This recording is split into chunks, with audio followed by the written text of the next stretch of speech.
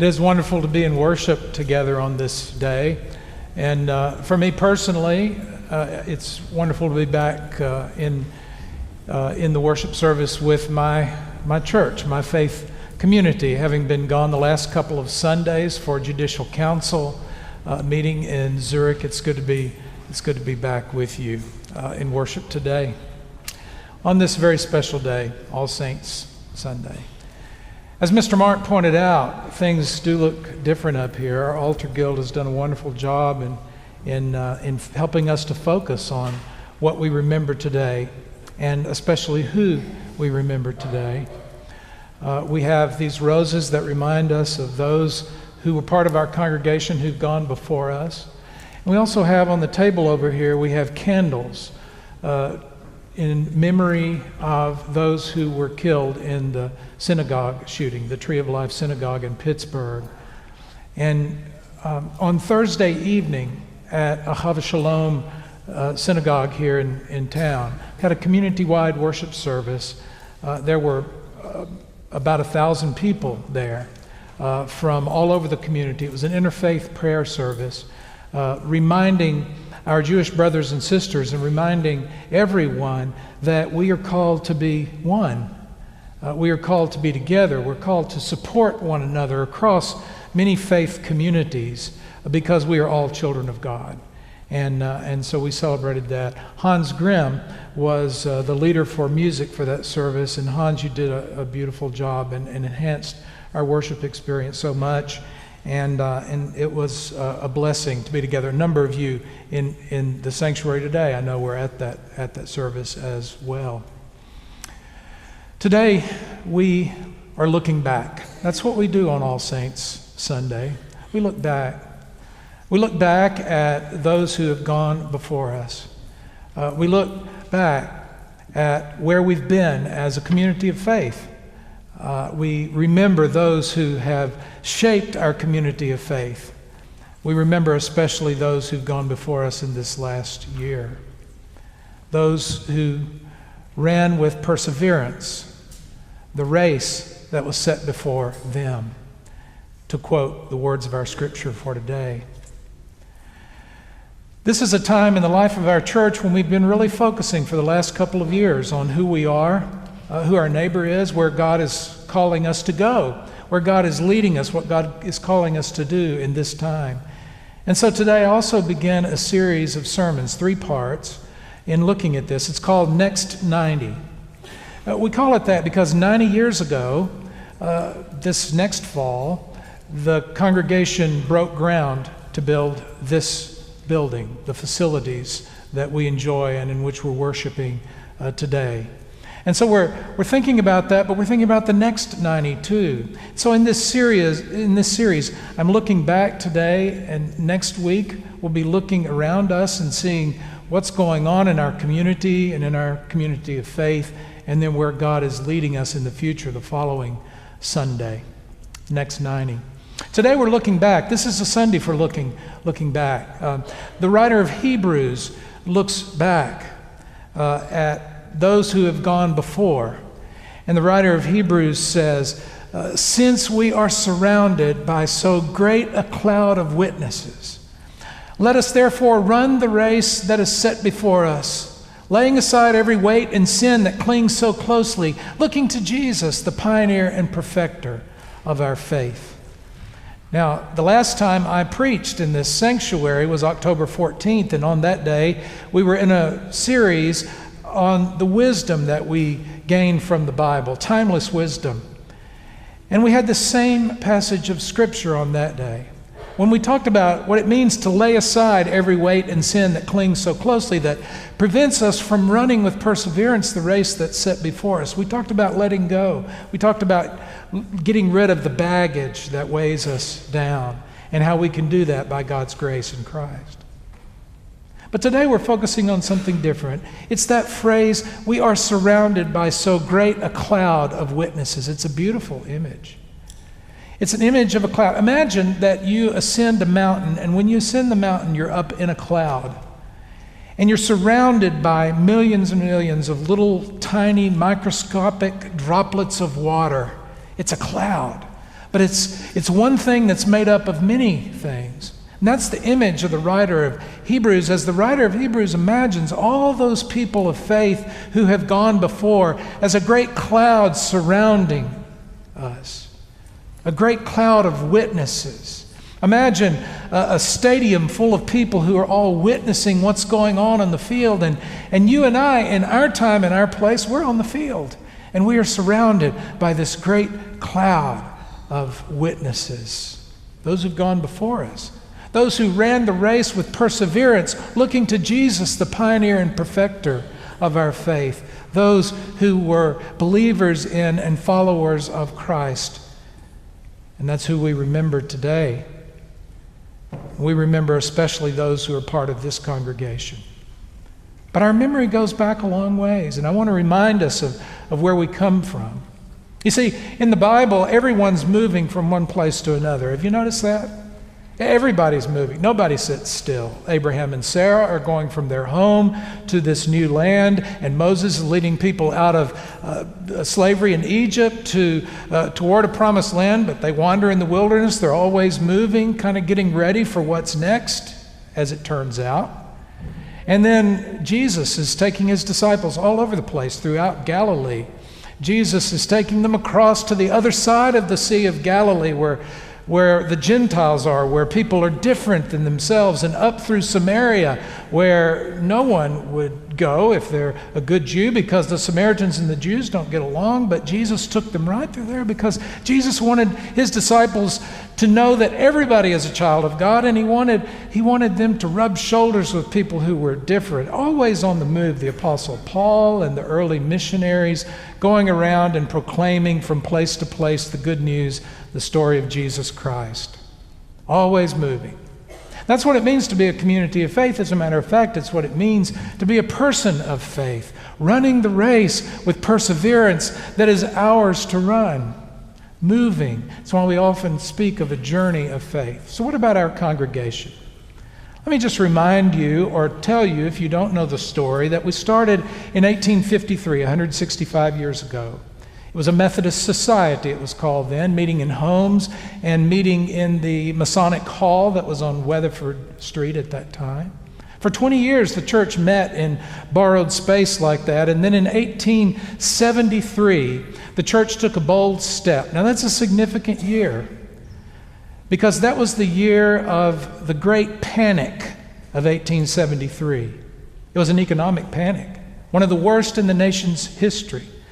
Wall Street, the stock market was closed for 10 days. Railroad construction ceased across the land. Fort Worth was drastically affected by that experience. But what did this community of faith do in that time? They saw that the race that was theirs to run in that time, and to run with perseverance, following Jesus, who's the pioneer and perfecter of our faith, they saw that their race was to move boldly in faith. And so what did they do? They got a full-time pastor. They bought a parsonage for the pastor to live in. They bought property on the corner of 4th and Jones Street. And they constructed the first church building of this church during the Great Panic of 1873. Amazing leap of faith. They said that the $750 expense of that new church building, that was 50 by 80 feet in size, white frame structure, that they would not start construction, the leader said, until they had raised in pledges $500. They had raised $400 and they were short $100, and they went to a man named George Mulkey. George worked for a planing mill in Fort Worth, and they asked him for a contribution, and he said, well, all of my worldly goods total $25. But he said, I will give $100 in labor toward the construction of that church. And so George planed all the lumber that was used in the construction of that white frame building, that first church at 4th and Jones here in Fort Worth. Fast forward then to 1887. 1887, another significant year, because it was at the height of the worst drought in Texas history up until that time. Now remember, there were no safety nets in a time of drought like we have now, People who had moved out here from the east, many of them, thousands of them, moved back east. And what did this church do? What was their race to run in that time? Well, they moved the white frame structure over to the side of the lot, and they built a brick building at 4th and Jones. 4 years later, they added 2 rooms to that building, and today you can go to 4th and Jones and you can see the remains of that building with a historical marker that tells that part of this church's history. But they became landlocked there. And so they found property at the corner of 7th and Taylor Street, and they built a magnificent, beautiful structure. The postcards from that era say, "the best in the South." And it was a beautiful structure, a beautiful domed building with a dome in the center and 2 domed towers on either side. But it was evident that they would become landlocked.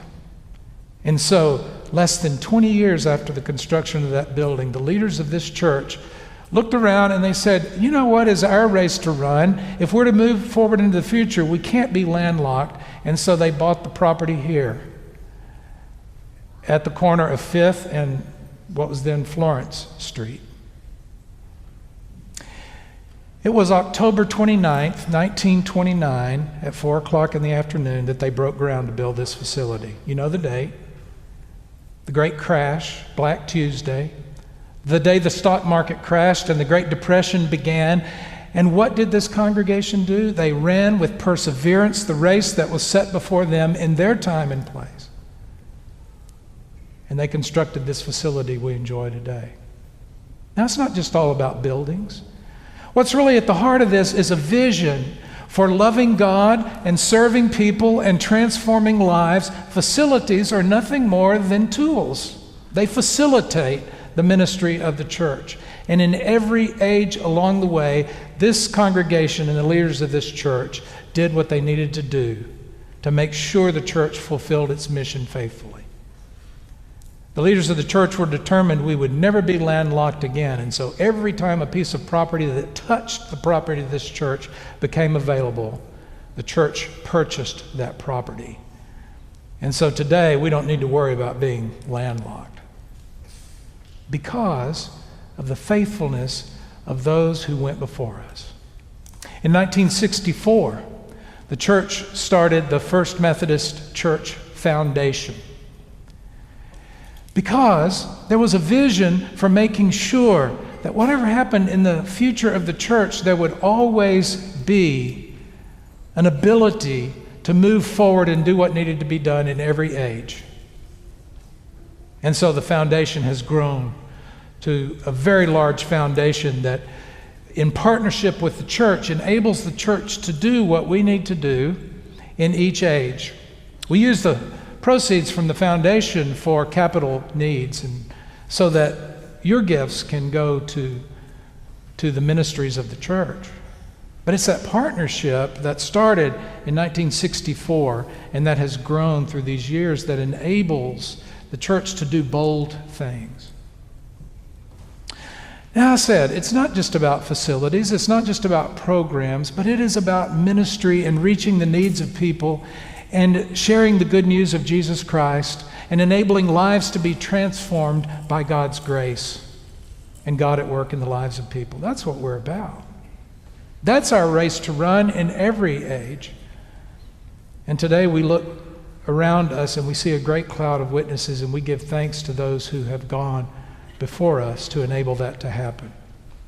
And we could talk about so much more. We could talk about United Community Centers, the All-Church Home for Children, and Union Gospel Mission, and First Street Methodist Mission, and the Methodist Justice Ministry, and Dementia Friendly Fort Worth, and all the initiatives that this church has done, and there are so many more, and all the people that have been a part of that, too numerous to name. In fact, I think about the words of Hebrews. If you go back to the 11th chapter, because our passage for today begins with the words "so that," in the version we heard a while ago. Sometimes in the translation it says "therefore," since we're surrounded by so great a cloud of witnesses. And so if there's a "therefore," there's a "whereas" back there somewhere, something that precedes that. And what that is a list of great people of faith where the writer of Hebrews is naming some of these people who were part of the great cloud of witnesses. There is this honor roll, kind of like the one that we will read here in a moment. Abel, Enoch, Noah, Abraham, Sarah, Isaac, Jacob, Esau, Joseph, Moses, Rahab, all part of this cloud of witnesses. Each one has a faith story, and Hebrews tells a little bit of that faith story. And then we get to verse 32, and he says, what more can I say? I'd run out of time if I told you about Gideon, Barak, Samson, Jephthah, David, Samuel, and the prophets.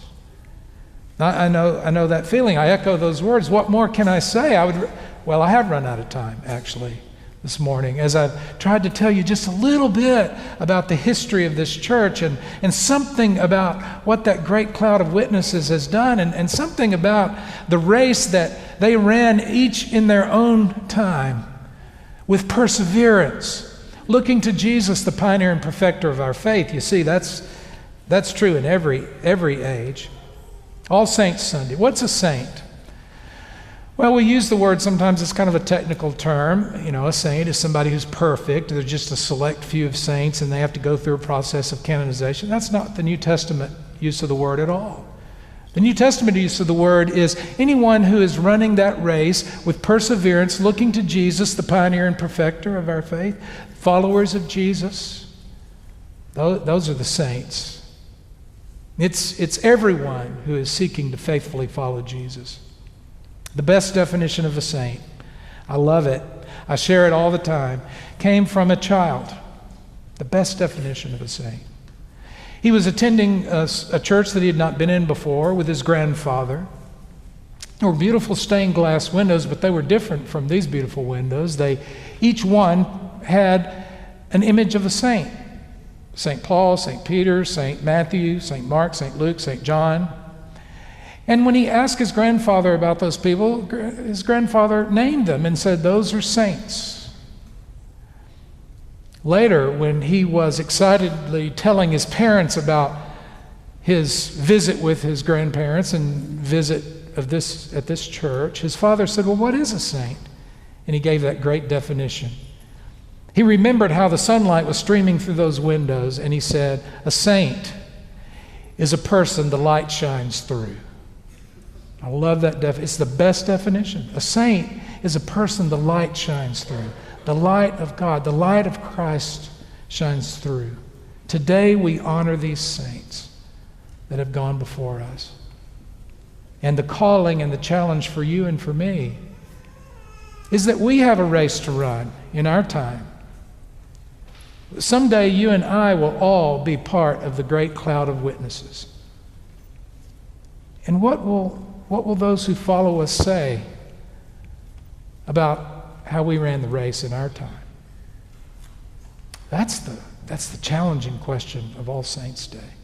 You and I are called to be saints, to let the light of Christ's love shine through us, to run the race that is set before us with perseverance, looking to Jesus, who is the pioneer and the perfecter of our faith. Amen.